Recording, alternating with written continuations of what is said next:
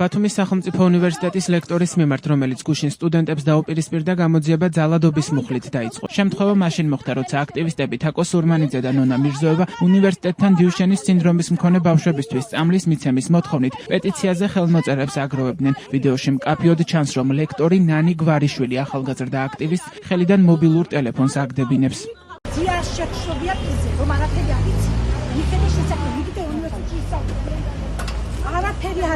არაფერი არის. თეთრიც ნუ იშვერს ძალიან ხავთ ნუ მეჩხო. არაფერი ხავთ თეთრიც ნუ იშვერს. არ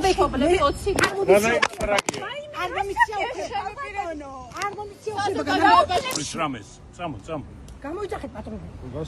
გამოიძახეთ ქალბატონო, გვინდა ჩვენც, იმიტომ რომ ხელით შეგვერხეთ. მიიღე ხალ აი ამ კამერებიდან ყველაფერი პატრონი გამოიძახეთ. ვინ მოხდა? თავხედი ხარ. შენ თავხედი ხალი ხარ. იცი რა? იმიტომ შენ არ თქვენია, იცი როგორ მითხა შენ არიყავია. არიყავი, იყახალები. ნანი გვარიშვილი ბათუმის სახელმწიფო უნივერსიტეტის ასოცირებული პროფესორია, ის ბიოლოგიის დარგობრივ დეპარტამენტში მუშაობს. ტელეპიროლთან სატელეფონო საუბარში გვარიშვილი ამტკიცებს, რომ გავრცელებული ვიდეო დამონტაჟებულია და ის სტუდენტს ხელით არ შეხებია. იგივეს ამტკიცებდა გუშინ მისი მეუღლე, ასევე ლექტორი ანზორ დევაძეც. მოძალადე რო იქნება ლექტორი, ძალიან მოძალადე ლექტორი ყავს ბესეუს უნივერსიტეტს. ბესეუს უნივერსიტეტს ყავს მოძალადე ლექტორი.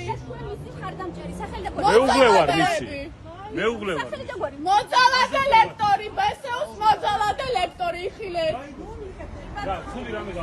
შენ ეჩხუბებოდი ამ თაკოს. ვინისა უფლება ენის გრძელებისა.